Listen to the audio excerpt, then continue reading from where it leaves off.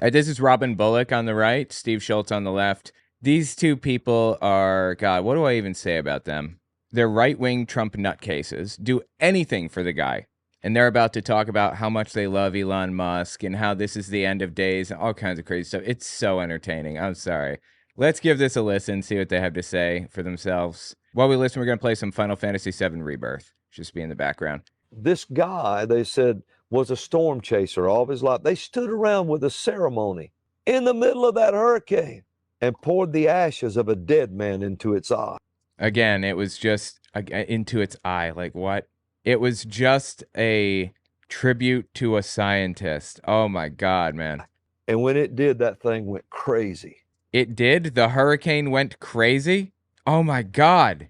Just crazy. And you think it's not occultic. Well, those people, one newscaster said it was a beautiful thing. Does that even sound feasible? What are you talking about? Did some newscaster say it's beautiful? I mean, I know that, what's his name? What the hell is his name? He was that famous newscaster that saw a missile flying through the sky, and he said, wow, that looks really beautiful. And people were like, brother, that's about to go kill people. That's not beautiful. You should not be calling that beautiful. I don't remember who it was, but he was fired for a while for saying that, right? Anyway, did somebody say this about a hurricane? Yeah, some of these things are very beautiful, but extremely destructive, damaging to society, to life, to civilization. It's bad. Am I supposed to be carrying this? It doesn't, it sounds stupid. And why, in a natural, some ashes flying in with there's that kind of powerful wind would have zero effect, but not if it's occultic. It would have a huge effect. Oh my God. Again, what does occultic mean exactly to these people, I wonder? Does it mean they believe in the gods like Loki and Thor and Odin and stuff? Or what? I don't know. I don't know what that means exactly.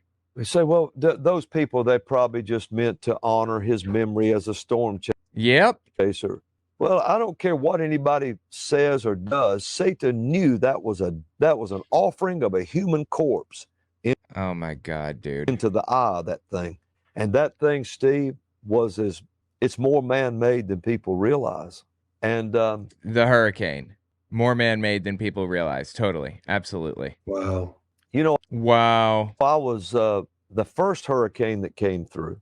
I was sitting Helene at a farm, and I was studying and the Lord let me know. He said, what you're seeing is there was a war council called in Atlanta, Georgia, by hell itself.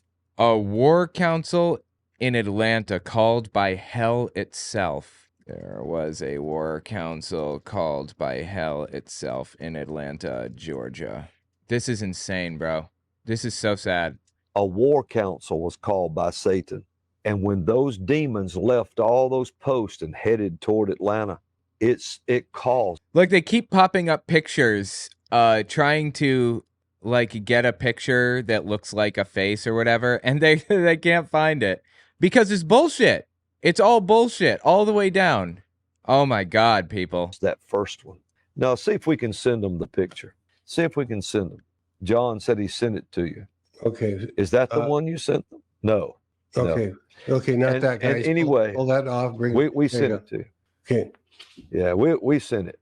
But anyway, it caused that first one. And look at the death and chaos it caused. My point being is that dam broke in the Carolinas. All that happened in Georgia. Everything. Now, where was the big voter fraud at? Georgia. No, it wasn't. There was no voter fraud. This is where it's all happening. And these demonic hordes met and they occupied states back before. I mean, it was overcast, wind coming out of the west. Everything was just total chaotic. Then right on the heels of it, this Milton comes along and they pour a dead man's ashes into its eye. Yep, you mentioned that like 16 times. I caught that. Thank you. What's the point here?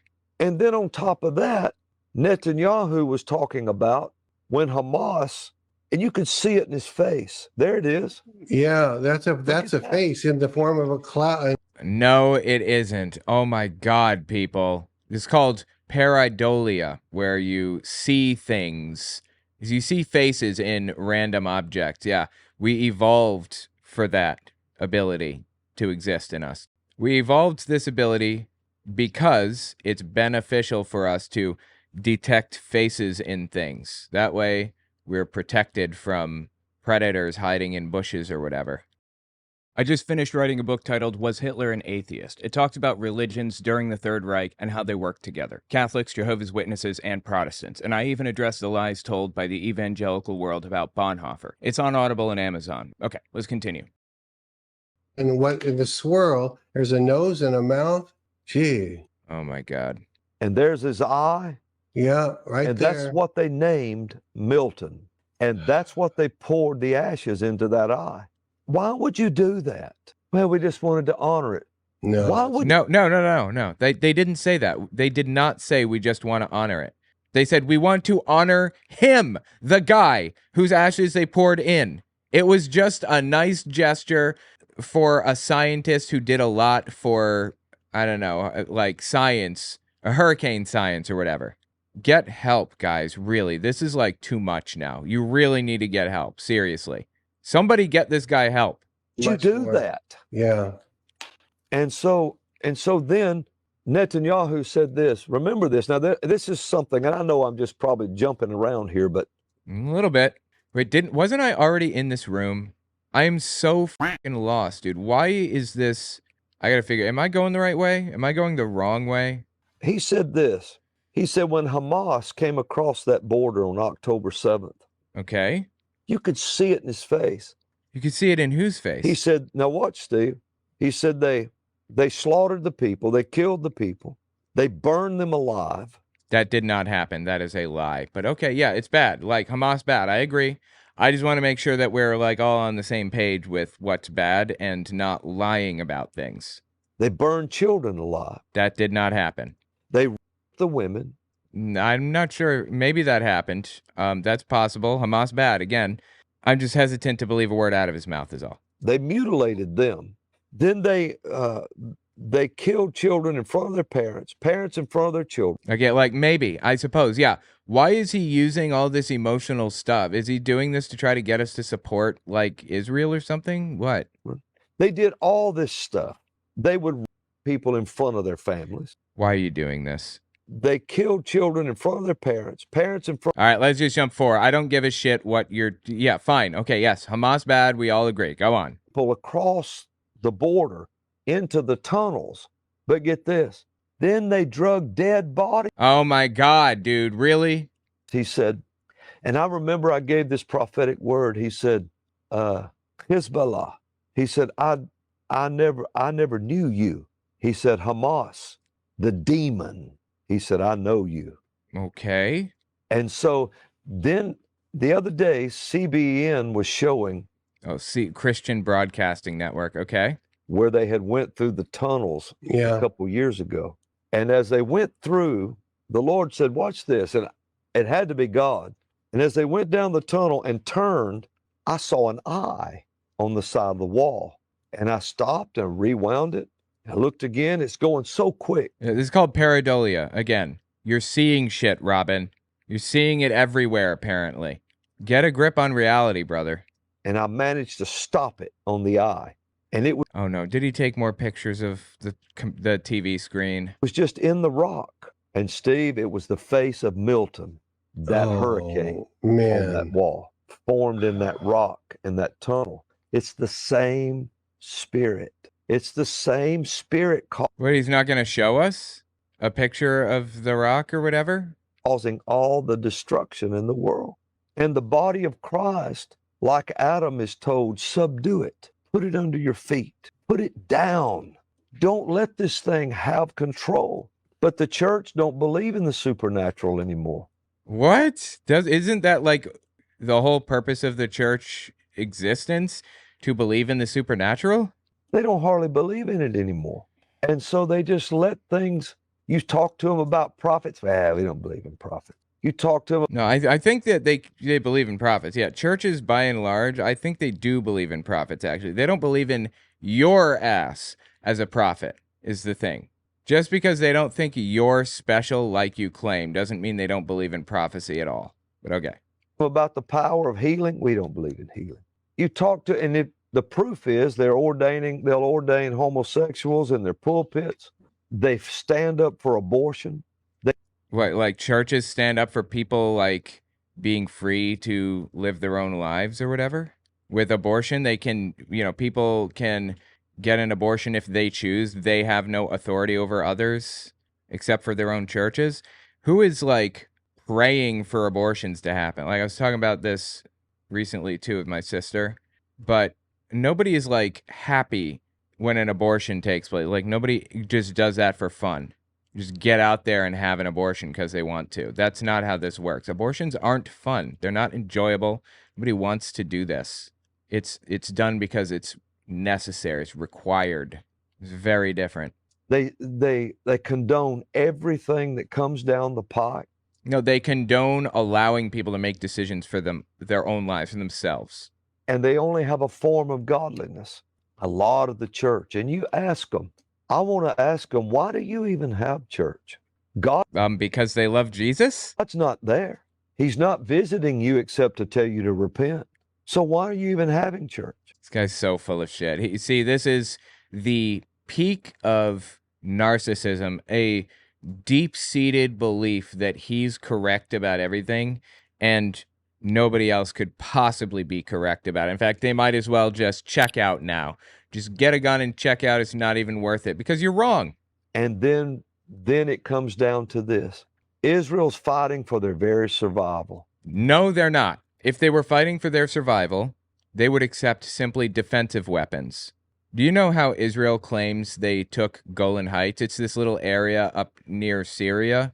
It does not and never did belong to Israel. It belongs to Syria, this whole little region there. You know how they got the Golan Heights? They said they took the territory in a defensive war. Just think about that for a moment. They took new land in a defensive war.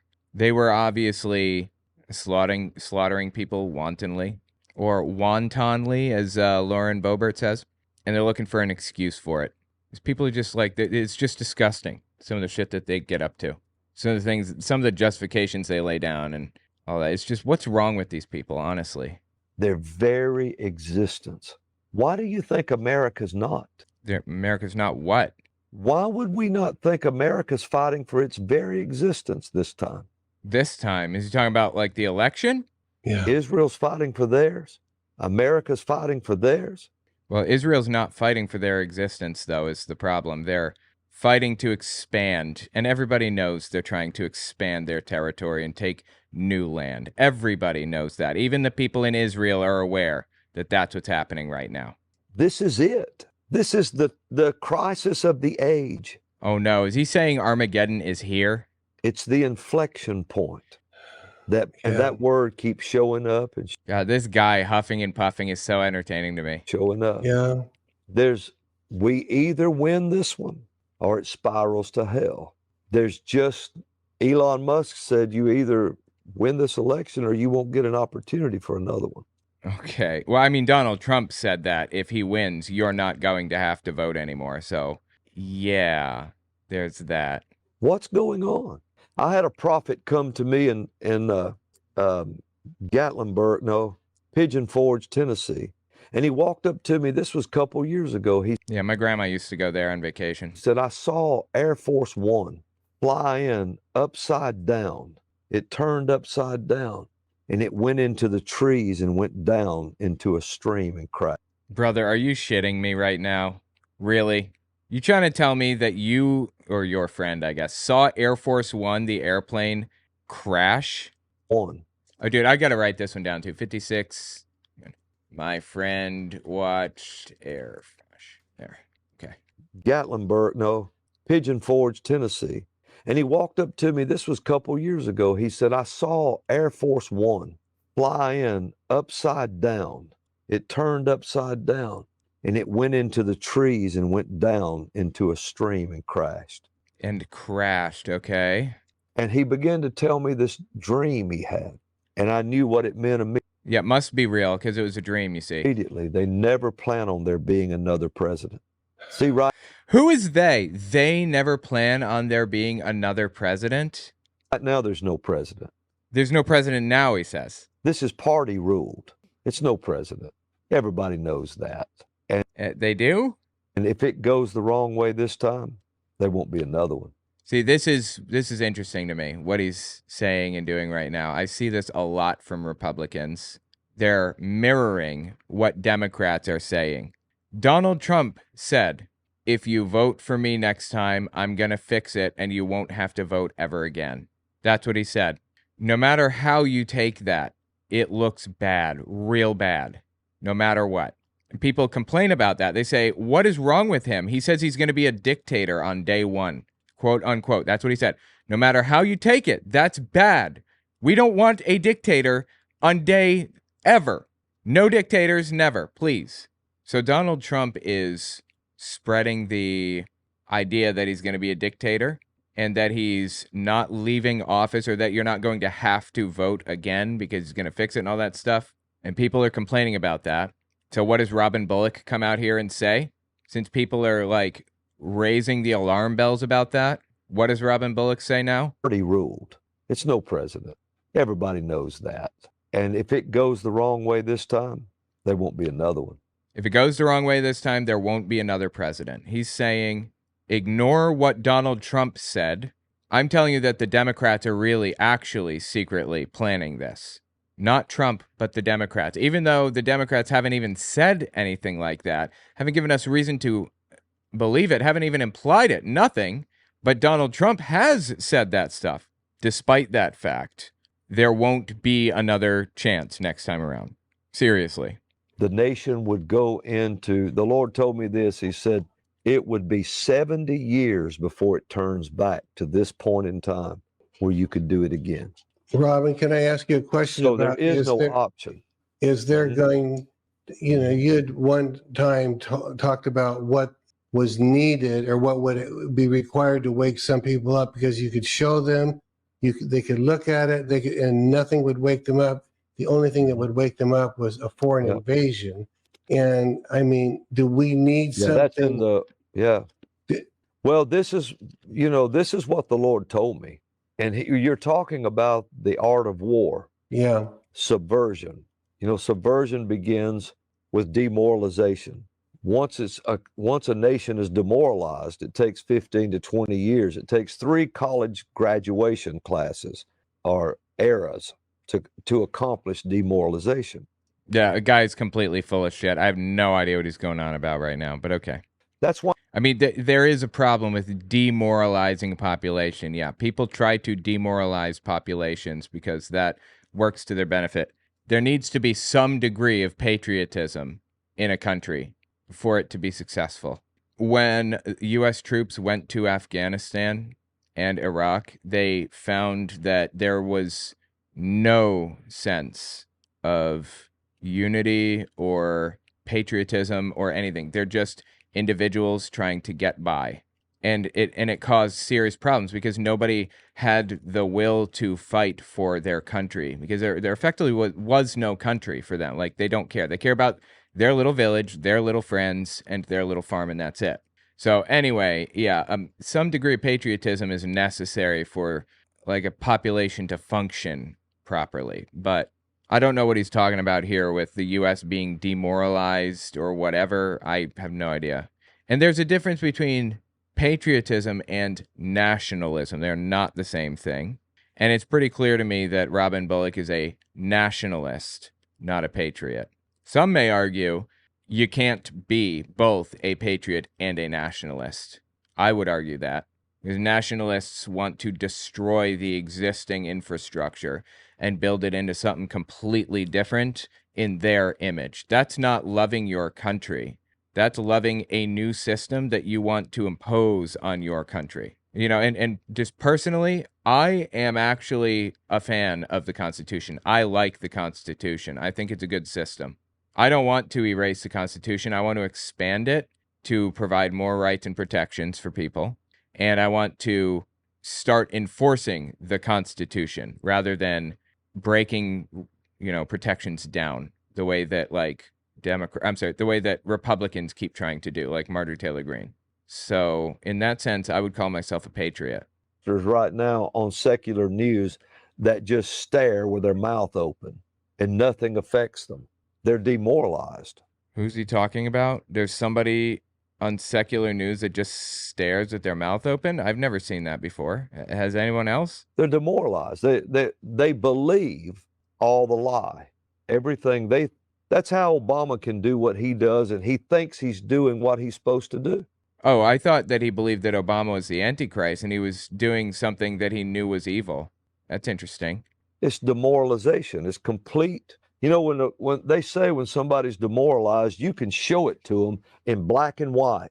You can show them pictures of a Soviet concentration camp. This was what was said in those days. Yuri Bezhnikov, I think, was the one who told it. He said that was part of his job, is to overthrow nations without a war. And he said when they get to that point, you could show them pictures of a Soviet concentration camp and they couldn't even see it. Okay. I mean, yeah, people tended not to believe a lot of the time. And that's why in Germany, after the war, after they lost, the Allies put up big posters that said, "These atrocities, your fault," and pictures of the camps. And the people that lived near the camps, like in range of it or whatever, they were forced at gunpoint to visit the camps and tour them, to go through and look at what the Nazis were doing. And, you know, it was an open secret. Almost everybody knew what was happening. They just, they felt that they couldn't deal with it. In a regime of terror, you could be tortured or killed for knowing. You didn't want to know this stuff. So anyway, yeah, I don't know what this dude's talking about here. They wouldn't even recognize it. They just look at it, but it never dawned on them what happened. He said when that comes, he said once that takes place. By the way, more people died under Soviet rule than died in Germany in the 30s and the 40s. Soviet Russia was worse than Germany. It's just that Germany decided that they wanted to expand. They wanted to They wanted to take areas, take land and stuff. And one of those areas that they wanted to take was Russia. Stalin didn't believe it. A guy came across a river, like swam across a river desperately to reach Stalin to warn him that the Germans were like coming right now, like you could see them. And Stalin had him shot right then and there on the spot for spreading lies, basically. And he just refused to believe it, Stalin did, all the way until they were coming in. Hitler broke the line of communication, so it was difficult for anybody to communicate, and the field marshals didn't know what to do without communication with their commanders, so they just charged forward. Because if they went back, Stalin would kill them. So they figure, I'd rather die at the hands of my enemy, the Nazis, than at the hands of my leader, Stalin.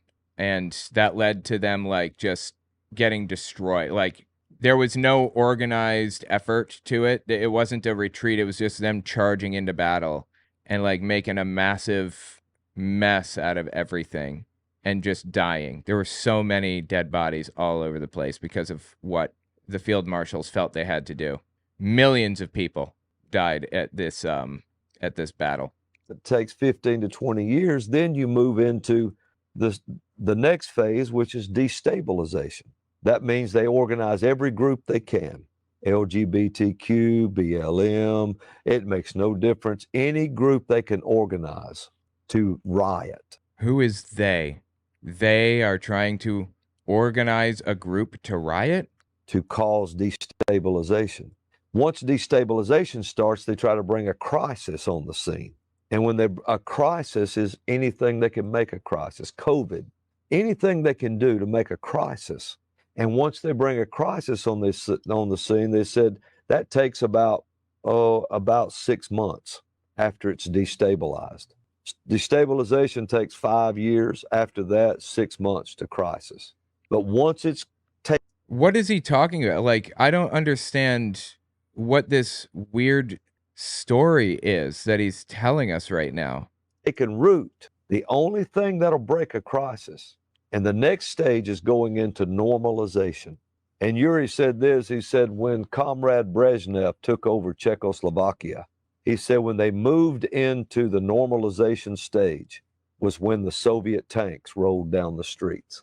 And he said brotherly Czechoslovakia has been normalized. I don't believe him. I'm sorry. He lies for a living, but I don't know what that has to do with anything anyway. Like, what's his point here? Well, think about it. They're talking, this is what's happening. And so during the crisis. But it's not what's happening. The states tried to start talking about a new normalization. Remember? No, people were saying that they were going to find a new normal because it sucked being in a pandemic. You remember being in a pandemic? He may not actually remember that because he didn't do anything to further society's goals and make things better for anybody. He intentionally set out to not wear a mask because he didn't like wearing a mask. He didn't believe that you should wear a mask. He thought it was a big plot by Satan or some stupid shit. So, yeah, he may not actually know what that means exactly. Normal, a new normal. Well, at that point in crisis, the only thing that'll keep you out of the final stage, this is what he said. This is what Sun Tzu said, who wrote The Art of War. He said it's either a civil war or a foreign invasion. It's the only thing will break it. Only thing will break you out of it. See, when break you out of what exactly? Grenada was done that way. We were the foreign invaders that freed Grenada, the United States. But the Lord told me this. He said, since there's not going to be a civil war, he said, I will invade from heaven. Yes, Lord. And save the nation. Yes, Lord. So the foreign invasion we're looking at is him in revival from heaven. That video y'all showed is first stages of this. That's revival. What video? What's he talking about? First stages of what? Dude, I am so lost. Oh my God. Yeah. People speaking out, people calling on God, people praying, people doing this. This is why I keep harping on pastors. Speak. It's the time of the pastor. We have to speak. Pastors must go in and speak now. Your congregations will follow if you will lead. Yeah. And so that's the only thing that's going to break this thing. And you'll have less than a month to do it. And so people say, well, this is not an exciting message. I wonder if Adam looked at God when he said, subdue the earth. And Adam, I wonder if he looked at him and said, this is a paradise, Lord, but this is really a bummer. You've just got me down, telling me I've got to subdue the earth. He knew there was an enemy out there that had to be put down. Okay. And Adam chose not to put him down. So you're right back to the place of choice. God has provided the power, he's provided the way out, he's provided everything, but the spiritual warfare is in the arena of choice. Brother, this guy is so confusing, it is ridiculous. So we have to choose now. And what will be the choice? We have to choose. We have to choose to speak. Yeah. The only thing the government's afraid of, or any government's afraid of, is the church. If the church... I mean, I don't think I'm afraid of the church. I just feel that the church they have found a way to manipulate the system in such a way that it benefits them uniquely. I'm disgusted by what the evangelical church is up to right now. Not afraid of it, disgusted by it. Different things. Church comes in solidarity together. It says, we're not having it. We're going to have revival. If the church had came together during COVID and said, we're not going to have COVID, y'all do what you want to. We're not having it. We're not. A lot of churches did refuse to do anything, to change the way that they operate or anything at all. Yeah, that happened. Not shutting our doors. It wouldn't have worked. You'd been amazed how fast it went away. You'd just been amazed. So anyway, the COVID thing. It don't sound.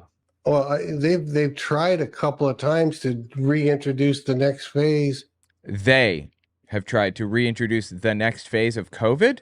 And people seem to have finally gotten that right, where they're saying, we're not going to do that again. Yeah. We're not. What is he talking about? Not going to put on masks. But and I'm glad that we've gotten to that point. But it feels like at the same time they're going to say, no, we're not going to do that. That it feels like demoralization has set in with so many. What are you talking about? Oh my God. That's what this brother I was talking about. Well, I said, what do you mean you don't care? How could you not care? I don't care. I just don't care. Yeah, it's bullshit. It's all bullshit. You're full of shit, and everybody knows that you are. I can't believe that you don't realize how full of shit you are. That's probably what the guy meant. And in this case, the brother said, "I feel like I sinned. I made an idol out of Trump the first time." I appreciate that. Yes, I understand he's like a brother in his congregation. And that was a sin, and now I don't care anymore. It's like, how did you get from that to I don't care? My goodness. Good. Yeah. Steps in the right direction. That's fantastic. Guy realizes that Trump has like lied to him nonstop for the past 8 years and is disgusted by what Donald Trump has said and done. And now he just doesn't want any part of it. I love that. That's great. That's great news. Sinned. I made an idol out of Trump the first time, and that was a sin, and now I don't care anymore. It's like, how did you get from that to I don't care? My goodness. Yeah, I don't know. Oh my goodness. You know, I want to say this, and I know this has been a solemn program, that we're talking about this stuff. It hasn't been solemn to me. It's just been confusing as hell. But here is where we are. If you don't care, during that 4 stages of subversion that we talked about. Did we talk about 4 stages of subversion? This is what else Uri said. He said, they can't see it once they're demoralized. Even if you hold a picture up, they can't see it. Yeah. They can't see it. You know what he said? He said the only time they see it is when a military boot crashes their fat bottoms. Okay, so he's saying that he thinks the United States is in a demoralized state where nobody cares about anything. We don't want anything to do with, we just want to live our lives, and we aren't patriotic anymore, I guess. And we won't realize that we need to get active again until the military crashes through our front door? Is that what he's saying? That was what he said.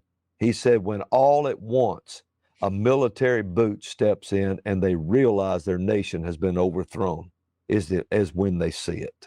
And that's too late. And he said that's the danger of it. That's what I mean. See, we woke up. God didn't send COVID to wake up the church.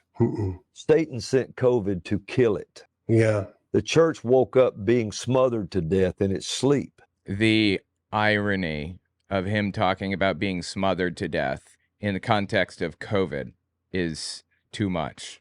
And woke up fighting to wake up. Now, we say we're not wearing the mask anymore. We're doing all that. But COVID's like, who is asking people to wear masks today? Unmask. Like, I haven't heard a word about that. If people wanted me to wear a mask, I would be wearing a mask. But I don't, because I haven't heard a word about it. Is he just like making shit up again? Or am I missing it? It's possible that's the case. Which makes me think of 1984. If you want to picture the future, imagine a boot stamping on a human face forever. Interesting. I didn't realize that was in 1984. Yeah, it's been a while since I've read that book. Long time. Fighting to wake up. Now, we say we're not wearing the mask anymore. We're doing all that. But COVID's already happened. Yeah. If you wait, if somebody says, I don't care about the election, I don't care. Really? Okay. Well, when will you care? Would you care if suddenly the United States wasn't the United States you had ever known before in your... Yes, I would care then. But that's not going to happen. It hasn't happened the last 16 times you've prophesied it. It's not going to happen now. These people are so full of shit. Whole life. Let me tell you where that comes from. Let me ask you this part, pardon me for the delay. It's kind of hard to make this flow when we're trying. Sure. But he didn't come out and say it, but I think he inferred it, that he feels like the rapture is imminent. I don't care anymore. He's coming to take us out of here. Oh, the guy, the anti-Trump supporter, okay. That's what I think he's saying, but he didn't want to say it. But I think that's what he was saying. And so that... Yeah, believe it in God's hands. Isn't God going to handle this? Isn't he going to spark the rapture or whatever? Absolutely, love it. Imminent return made him lazy, made him not care, because he's not throwing out God. He's just saying, I don't care. I think he's saying it's over. It's over. That's what I think he's saying. God's coming back. Well, what that is a shirking of responsibility. You don't have the responsibility to bring about Armageddon. God does, right? Isn't it God that's supposed to do this? What? Let me tell you what happened in a vision I had one time, Steve. Here we go. Okay. And I've never forgotten this. And I don't know if you know what a strip pit is. I don't know if you've ever been around that world. No. Okay, it's called surface mining. We surface mine. Okay. And down here in Alabama, I worked in the mines from the time I was like 17, 18 years old. I worked in the strip mines. We called them strip mines. And what it amounts to is you blow a big square in the ground. You blow it out with dynamite. You load it out with loaders, and it's right down on top of the coal. Okay. Then when you load it out, you get the coal up. Well, it leaves a big cut inside a mountain. It leaves a big cut, and sometimes they'll fill up with water and all that, but it leaves this big hole in the ground, big square hole. And I'll never forget this. One time I had a night vision. It was too vivid to be a dream. And I looked up. Now, this was years ago, before COVID. And I looked up, Steve, and coming down into this cut, this strip pit looking cut, we were down in it, a bunch of us, with our back to the wall, to the high wall, the back wall. And coming down into it on this little road was all these soldiers that looked like Chinese soldiers. They were dressed like Vietnamese soldiers. And they were pouring into that cut, coming down into that hole. Dude, I have no idea what he's talking about right now. I was there. I had on a sand-colored tactical vest. I was dirty. I had a rifle that I know now was like an AR style rifle. I didn't know what it was back then. Yeah. And I had this 45. I didn't even know the kind of pistol I had.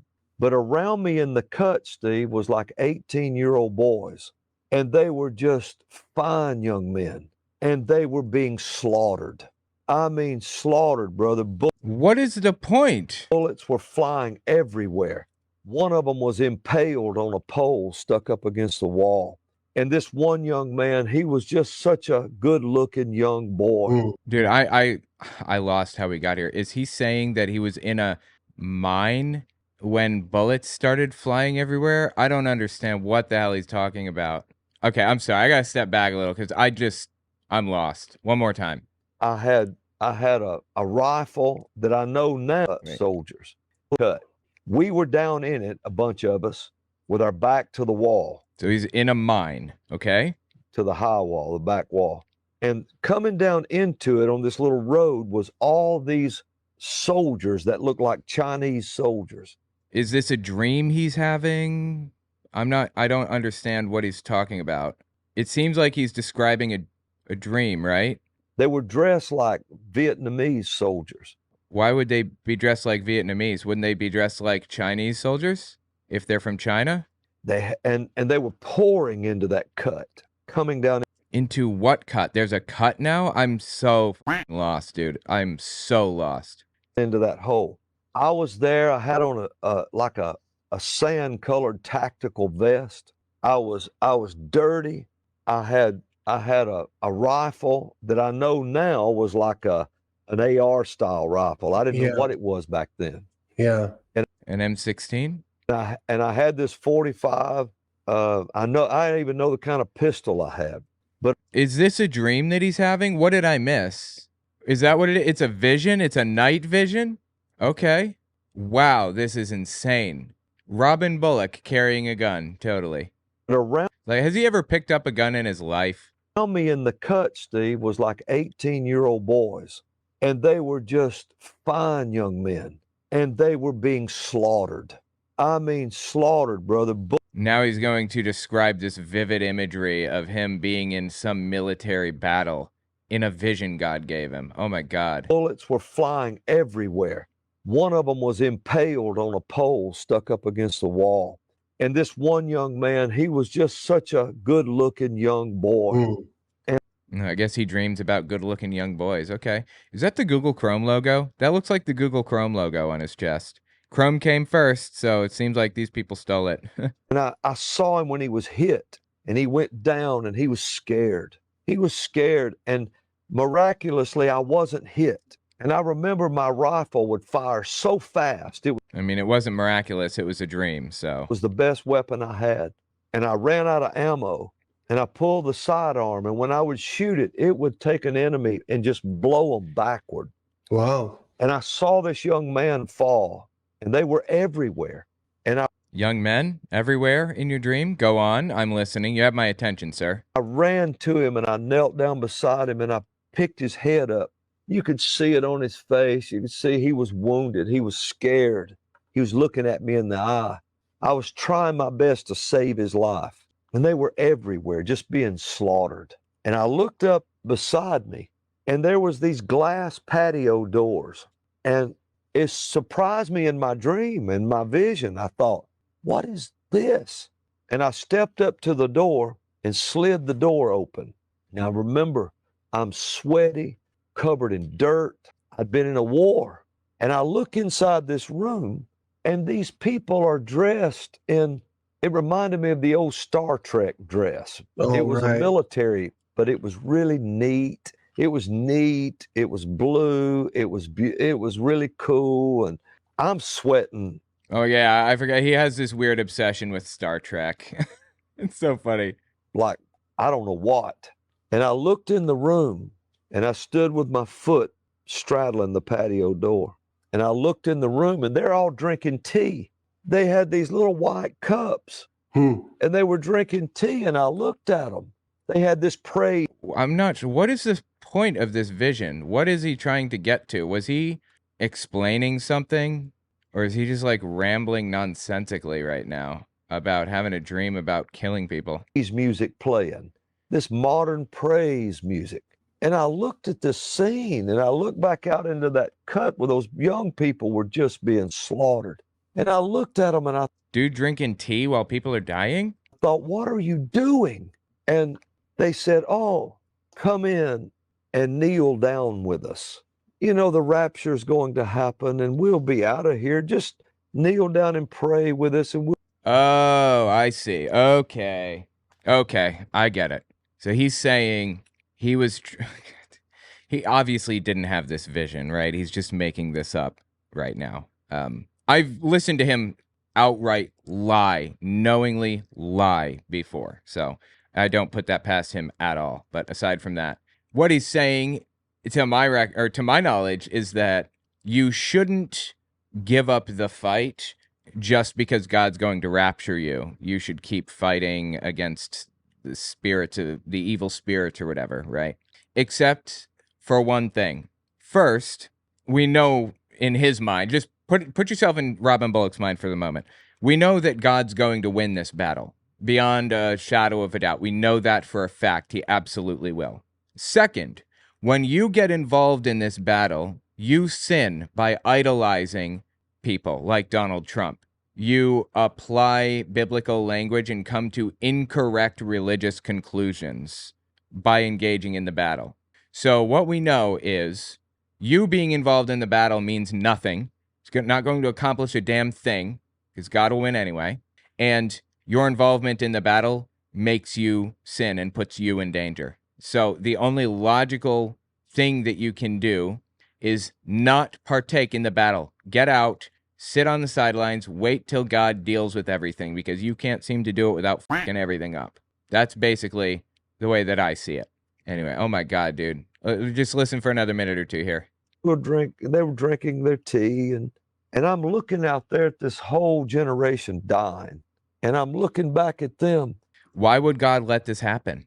And I started to kneel, and I stopped, and they said, what's wrong? I said, I don't even know if we should be doing this. And they started laughing, and I woke up. Whoa. So it was a vision in a dream, I guess. Okay. You can't really take but one thing from that vision. There is a war happening out here. And no, you know what I can take from that? That you had a wild dream that was inspired by your insane beliefs. That's what I take from it, actually. You know, I may not even feel it's necessary to debunk this guy, but I know people who believe the things that he says word for word. I know people that buy this, I know people that eat this up hook, line, and sinker. And until they don't exist anymore, until those people give it up, we've got to keep hitting this. This is crazy shit, man. Crazy shit. Tell me what you think about it in the comments. Nuts.